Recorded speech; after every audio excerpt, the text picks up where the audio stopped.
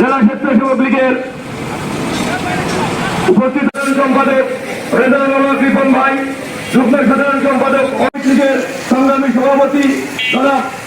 আরিফুল ইসলাম শিমুল, ইউনিয়নের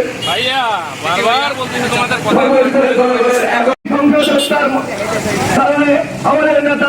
জনাব সাইফুল করিম সেই হত্যায় ঝিনাইদহ জেলা আওয়ামী লীগের সাধারণ সম্পাদক দৃষ্টি আকর্ষণ করব যে আপনি মহতময়ী মা আমাদের আস্থা বিশ্বাসে মানববন্ধনের সময় সভাপতিত্ব করছেন ইউনিয়নের বর্তমান চেয়ারম্যান। আমার কোনো কিছু নেই, এই রাজনীতি ফায়দা লোকান্তরীর কিছু কুচক্র আবেদন করে আমার সংক্ষিপ্ত আলোচনা